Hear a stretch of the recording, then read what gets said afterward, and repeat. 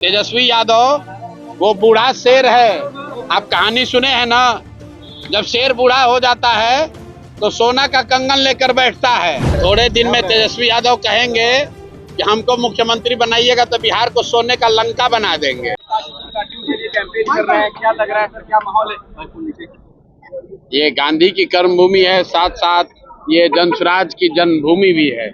ये जनसुराज का पूरा अभियान इसी चंपारण के पवित्र भूमि से, बितिहरवा से आज से 3.5 साल पहले शुरू हुआ था और इस संकल्प के साथ शुरू हुआ था कि पिछले 20-30 सालों से जो बिहार के लोगों की राजनीतिक बंधुआ मजदूरी है, जहां लालू जी के डर से लोग नीतीश भाजपा को और भाजपा के डर से लोग लालू जी को वोट देने के लिए मजबूर रहे हैं, उस राजनीतिक बंधुआ मजदूरी को खत्म करने के लिए पूरे बिहार के 1 करोड़ लोगों ने मिलकर ये नया विकल्प बनाया है।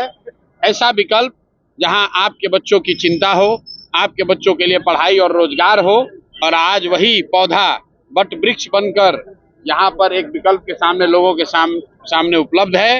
अब लोगों को अगले 10 दिन 15 दिन के अंदर ये निर्णय लेना है कि क्या अभी की जो भ्रष्ट व्यवस्था है उसी को चलाना है, पुराने वाले जंगल राज को लाना है, या नई व्यवस्था बनानी है। अगर नई व्यवस्था बनाएंगे तो आपके बच्चों के लिए पढ़ाई और रोजगार होगा, और अभी की व्यवस्था चलाते रहिएगा तो भ्रष्टाचार से मुक्ति नहीं मिलेगी। आपके बच्चों को पलायन करना पड़ेगा, मजदूरी करनी पड़ेगी। इसीलिए सारे लोगों से मेरा अनुरोध है कि इस बार जगिए, जाति धर्म से ऊपर उठकर, नाली गली पैसे 500 रुपए मुर्गा भात से ऊपर उठकर अपने और अपने बच्चों के लिए बस्ता छाप पर वोट दबाइए, बटन दबाइए और जनसुराज की व्यवस्था बनाइए, ताकि बिहार के में एक नए युग की शुरुआत हो सके।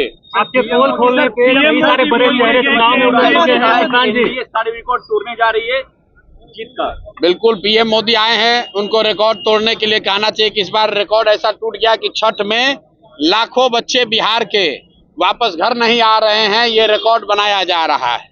12,000 ट्रेन का वादा किया था मोदी जी ने और इनकी सरकार ने, और आप देखिए पूरे देश में हर रेलवे स्टेशन पर, हर बस स्टैंड पर बिहार के बच्चे धक्का खा रहे हैं, लाठी डंडा पड़ रहा है उनको। ट्रेन में सीढ़ी पर बैठकर, लैट्रिन में बैठकर बच्चों को आना पड़ रहा है। ये मोदी जी की सरकार है और ये लोग इतना डरे हुए हैं कि बाहर के लोगों को आने नहीं दे रहे, क्योंकि जान रहे हैं कि वो लड़के जब आएंगे बिहार में तो इस बार इनका नींव हिलने वाला है। लेकिन बिहार के लोगों को ये सीखने समझने की जरूरत है कि गुजरात के लोगों के लिए 1 लाख करोड़ का बुलेट ट्रेन चल रहा है और बिहार के बच्चों को छठ में घर आने के लिए पैसेंजर ट्रेन भी नसीब नहीं है। तो मेरे भाई, एक बार संकल्प लो और जिन लोगों ने आपके बच्चों का ये दुर्दशा किया है उसको पूरा सबक सिखाइए। इस चुनाव में इनको झाड़ू से मारकर बाहर भगाइए, नहीं तो आपके बच्चों को ऐसे ही गुजरात में जाकर मजदूरी करनी पड़ेगी।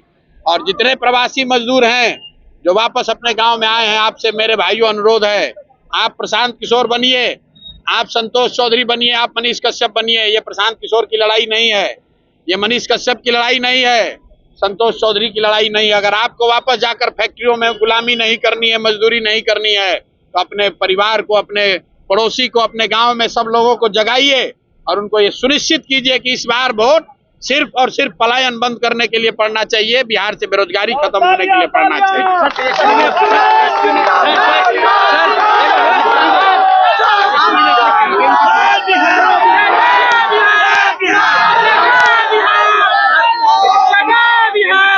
कहा कि मुख्यमंत्री मैं बनूंगा तो पूरे बिहार की जनता मुख्यमंत्री बनेगी, और साथ में सरकार 20 साल में नहीं कर पाई, हम 20 महीने में करके दिखाएंगे। अब थोड़े दिन में तेजस्वी यादव कहेंगे कि हमको मुख्यमंत्री बनाइएगा तो बिहार को सोने का लंका बना देंगे। अब यही कहना बाकी है। 18 बरस में इनके माँ बाप और ये लोग बिहार को लूट के कंगाल बना दिया। अब कह रहा है कि फिर से हमको बनाइए ताकि हम फिर से और लूटे। 15 साल में जब लालू यादव की सरकार थी तो बिहार में किस तरह का जंगल राज था वो एक एक आदमी को याद है। कोई उस झांसे में पड़ने वाला नहीं है।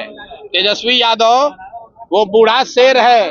आप कहानी सुने हैं ना, जब शेर बूढ़ा हो जाता है तो सोना का कंगन लेकर बैठता है, ताकि कोई राहगीर चलता हुआ सोने के कंगन के लालच में शेर के पास आए, और जब आएगा तो शेर उसको खाएगा। भैया, जो बाघ है, शेर है, वो मांस ही खाएगा, वो दूध नहीं पिएगा। अगर उसको आप वोट दीजिएगा तो फिर से जंगल राज आएगा, फिर से अपहरण रंगदारी यहाँ पर होगा। अगर उससे बचना चाहते हैं तो जनसुराज का बस्ता दबाइए, अपने बच्चों के पीठ से अगर मजदूरी का बोरा हटाना है तो स्कूल का बस्ता बांधिए। पढ़ाई ही वो रास्ता है जिससे बिहार में सुधार होगा। अगर आपके बच्चे पढ़ेंगे नहीं तो उनको जीवन भर मजदूरी ही करना पड़ेगा। जब तक बिहार के लोग ये नहीं समझेंगे तब तक बिहार का भला नहीं हो सकता है। अपने एनडीए वाले कह रहे हैं कि एक भी सीट नहीं मिलेगा।